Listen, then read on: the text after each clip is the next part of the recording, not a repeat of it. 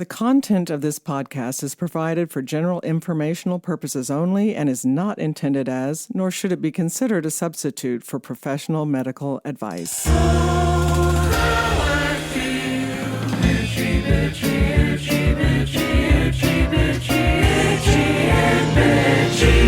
Hello, this is Karen Nickel, family nurse practitioner, and you are listening to Itchy and Bitchy, a podcast that provides answers to your many unanswered health questions. Before I get rolling here, I want to tell you again about my course called the Perimenopause Answer. If you are going through this phase in life called perimenopause, or if you're not sure if you're in perimenopause, I would love to have the opportunity to talk to you about the course to see if it is the right fit for you. I have so enjoyed getting to know many of you, and I'm so grateful to you for listening to and sharing the podcast. There is a link on our website, itchyandbitchy.com, and our Facebook page, I and B Podcast, where you can schedule an appointment for a Zoom call with me. I'm going to say it again. This is a Zoom call with me, not a webinar. So when you make an appointment, I will be sitting at my desk waiting for you to join the one-on-one Zoom call. We start losing estrogen in our 40s during perimenopause, as I was just talking about. And we have significant loss of estrogen once we hit menopause. Today, I'm going to talk about the effects of that loss, especially in facial skin. I thought I'd share this info with you because in the last couple of weeks, I finally got around to adding estrogen cream to my facial care regimen. My husband doesn't know about this, and my husband is so good about listening to every one of my podcasts. He'll be learning of my new regimen as you do. Hi, honey. So what happens to our skin when we lose estrogen? Studies have shown that estrogen deficiency accelerates the loss of skin elasticity by triggering structural changes in elastin fibers, leading to wrinkle formation. The rate of that matrix deterioration in postmenopausal women correlates more convincingly with estrogen deficiency than with chronologic aging, supporting the role of estrogen in the skin. Studies have shown that up to 30% of dermal collagen, 30%, may be lost in the first 5 years after menopause, and collagen decreases by approximately 2.1% per year. Likewise, skin thickness decreases 1.1% per year. I know most, if not all of you, have heard of collagen, but as a reminder, collagen is the primary building block of your body's skin, muscles, bones, tendons, and ligaments, and other connective tissues. It's also found in your organs, blood vessels, and intestinal lining. But mostly we think of it as the stuff that keeps our skin strong, smooth, and wrinkle-free. Postmenopausal women demonstrate a decrease specifically in collagen types 1 and 3. And we have 5 main types of collagen in our body. Type 1 is the type that makes up 90% of your body's collagen. Type 1 is densely packed and used to provide structure to your skin, bones, tendons, and ligaments. Type 2 is found in elastic cartilage, which provides joint support. Type 3 is found in muscles, arteries, and organs. Type 4 is the type found in certain layers of your skin. Type 5 is found in the cornea of your eyes and some layers of the skin, hair, and tissue of the placenta. Ample evidence indicates that the declining levels of estrogen during menopause are responsible for the characteristic skin changes, namely epidermal thinning, that thin skin that we all complain about, declining skin collagen content, increased laxity, that's skin sagginess, which I'm painfully familiar with, impaired wound healing, increased dryness, decreased elasticity, and increased wrinkling. Okay, now we know what happens when we don't have estrogen anymore. Then what does estrogen do for our skin? Estrogen helps retain and restore skin moisture through the promotion of oil secretion. Additionally, estrogen elevates the levels of mucopolysaccharides, that's a big word, and hyaluronic acids in the dermis to keep the skin hydrated. That's why there are so many cosmetic products that contain hyaluronic acid. Experimental data have shown that the presence of estrogen may protect skin cells against oxidative damage, and the dramatic decrease of estrogen levels during menopause could render our skin more susceptible to oxidative damage. If estrogen helps our skin so much, why aren't we using estrogen in our cosmetic creams? Well, there's a precedence for estrogen when it comes to use in cosmetics. Elizabeth Siegel Watkins wrote the book, The Estrogen Elixir, A History of Hormone Replacement Therapy in America. And in it, she states that from the 1940s through the 1970s, cosmetics manufacturers marketed creams, lotions, and oils containing estrogen. Since they were topical cosmetics, they could be sold without prescription, so the products were advertised directly to the public newspapers such as the New York Times and the New York Herald Tribune. And the ads used stated that the use of estrogen containing creams would make a woman's skin look younger. In recent years, there's been a gradual comeback of cosmetic creams that contain estrogens or phytoestrogens. So it's been since the 1970s since we've seen this, but it is gradually coming back.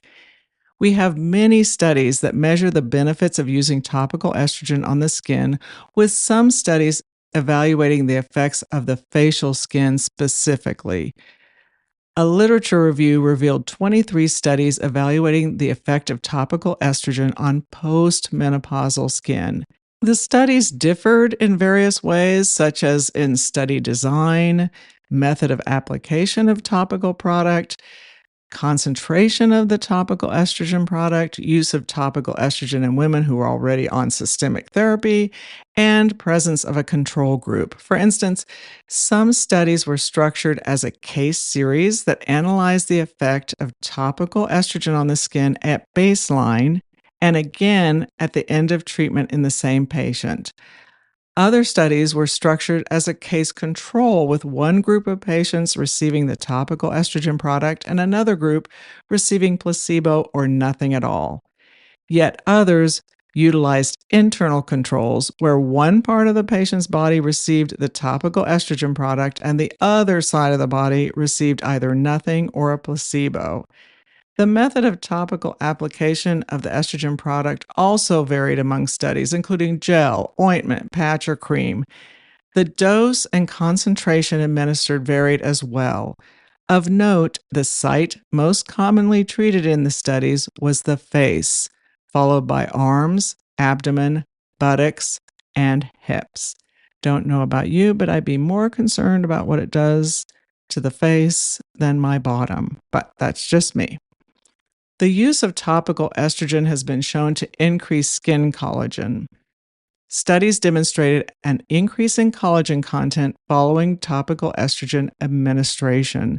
They also demonstrated an increase in collagen synthesis, the formation of collagen, as shown by increased levels of type 1 collagen. Remember, that's the found in the skin, bones, tendons, and ligaments, and type 3 collagen that's found in muscles, arteries, and organs. However, with topical administration, the effect in most was limited to the area to which the estrogen was directly applied. Interestingly, though, one study did report that local application of estradiol gel on the forearm led to an improvement in the firmness and fineness of the texture of the forearm. However, the skin on the cheek, which was a distant site from where the gel was applied, also had similar improvement, suggesting the possibility of a systemic benefit. In 1996, a University of Austria study showed that after 6 months, perimenopausal women treated with topical estrogen experienced marked improvement in elasticity and firmness of facial skin. The study, which was published in the International Journal of Dermatology, also saw decreased wrinkle depth and pore size and an increase in collagen. So, since this study showed benefit when women started facial estrogen cream in their 40s, just before menopause starts, maybe starting a little bit before you hit menopause is the ticket. A 2013 University of Bradford study also linked topical estrogens to collagen production. A 2007 study was specifically designed to measure collagen levels of facial skin after adding topical estradiol cream applied to the face. Just a reminder, estradiol is the estrogen that is secreted from the ovary and is our most stimulatory estrogen, meaning it can stimulate breast, ovarian, and uterine tissue. That's its job. It was a small study of 15 women, all of whom had been on oral HRT for at least a year. Before adding estradiol facial cream to their daily regimen, they did a small biopsy of facial skin right in front of the ear, not a really noticeable place, thank goodness, and checked estradiol blood levels before they started this cream. After 16 weeks, a follow-up punch biopsy of the facial skin showed significantly increased collagen levels, and the follow-up blood testing showed no increase in estradiol levels. So we did not see a systemic increase in that stimulatory estrogen in our blood. Another estrogen that is available in cream form that can be applied to the face is estriol. I've talked about this form of estrogen many times in the podcast over the years. Estriol is a very weak estrogen, so it isn't stimulatory like estradiol is. In a 2023 article in the New York Magazine, a New York City-based cosmetic dermatologist, Dr. Ellen C. Gendler, explains that estriol is a relatively weak form of estrogen, and when it is in a low topical dosage and applied to the face, it wouldn't be absorbed in the bloodstream in any significant way, if at all. She states that she has no problem using estriol on the face for her clients. Estriol cream is readily available over the counter, and I'll give you an example of one of those products and talk about the isoflavone cream options after the break.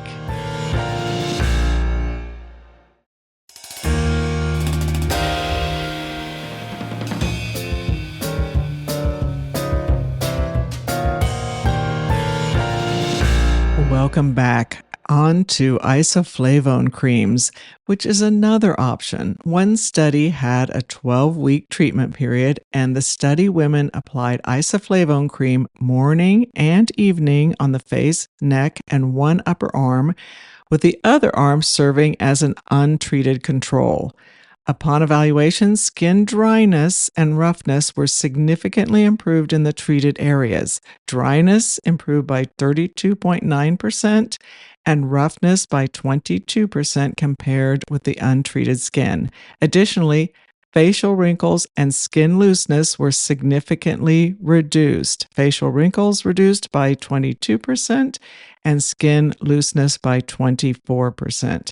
However, they state in the study that it is unclear as to whether these changes were definitely due to the isoflavone or just the moisturizing aspect of the cream.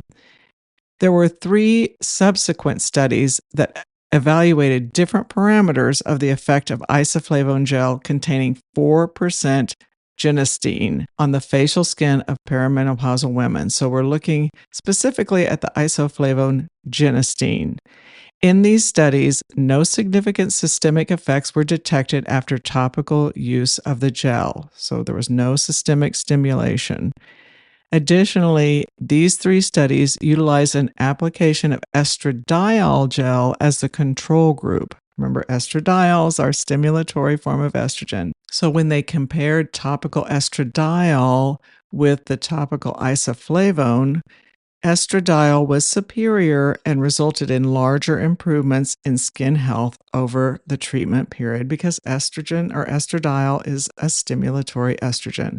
Isoflavones, namely genistein, are notable for their high affinity or otherwise high stimulation of beta estrogen receptors, which are found more frequently in the skin, bones, and cardiovascular system. Those are where the beta estrogen receptors are found. And there is a low affinity or low stimulation for alpha estrogen receptors, which are found in the uterus and breasts. In fact, because of their ability to be tissue selective, meaning they most strongly target the skin, bones, and cardiovascular system. Isoflavones are also considered selective estrogen receptor modulators, or SERM, a classification to which tamoxifen and raloxifene belong. These two are breast protective. SERMs are breast protective. I'm sure many of you have heard of tamoxifen, which is often used in breast cancer treatment. Although larger, well-controlled studies are needed, isoflavones are potential candidates to treat postmenopausal skin changes while avoiding the negative aspects of systemic estrogen. Local estrogens have a low systemic absorption and thus low associated risks, but genistein would be expected to carry an even lesser risk due to the more limited receptor sensitivity or selectivity for skin, bones, and heart. There are some over-the-counter options out there for you. SM, as in Sam and Mary, SM Nutrition makes a product called Estro Life that is an estriol cream that is in a pump device. Again, estriol is the weak estrogen. So that is an option that is out there over the counter. The company SM Nutrition does third-party testing, and their products are produced in a GMP, Good Manufacturing Practices facility, and hormones that are used by this company are USP verified. USP stands for United States Pharmacopoeia. USP's verification programs are universally recognized as the trusted standard for verifying the quality of dietary supplements, dietary ingredients, and active pharmaceutical ingredients like estriol. If you're interested in using an isoflavone option versus estriol cream, the company called Source Naturals makes a phytoestrogen cream that is paraben-free, and the isoflavones are from non-GMO soy. As I mentioned earlier, based on studies, you will get benefit using isoflavone cream, but it won't be quite as effective as using estriol or estradiol creams. Online companies like Allow and Muesli have estriol creams for the face that are prescription creams. The way companies like these work is by having you complete a medical questionnaire, which a doctor reviews, and then they write the prescription. Then the cream is shipped to you. These creams typically are higher in strength than over-the-counter options. But the whole thing is online service. You're not going to an office. You're just being screened by a physician via a website. It's always best to have your healthcare professional monitoring you while you're on one of these creams. And also, these creams are not intended to be used in pregnant or breastfeeding women. Also, a reminder that you can transfer hormones, topical hormones, with skin-to-skin contact within 6 hours of application. So just keep that in mind if you use these creams.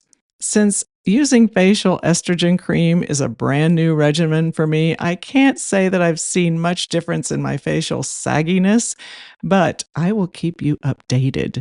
Thank you for listening to and for sharing the podcast with others. Wherever you listen to this podcast, please leave a review and rate the podcast. Your reviews and ratings really, really do matter. I encourage you to visit our Facebook page, IMB Podcast, where you can leave comments or questions for me. Our website is itchyandbitchy.com, where there are blogs with some of our subjects available for you to read. On the Facebook page and the website, we have the information about how to schedule an appointment with me, not a webinar, so we can chat about my perimenopause course and how it can help you if you are going through this phase in life. As always, thanks to Forrest Wenzel, our producer and composer of our theme music, and the person who does all the behind-the-scenes work to make this podcast possible. Thank you, Forrest. As I mentioned before, Forrest has moved to Baltimore to attend the prestigious Peabody Music Conservatory, where he has begun his studies to receive a master's degree in music composition. He has some exciting projects in the works. I'm so happy for and proud of him. He has kindly agreed to continue to produce the podcast from Baltimore, so the Itchy and Bitchy podcast continues. Remember that your health is in your hands.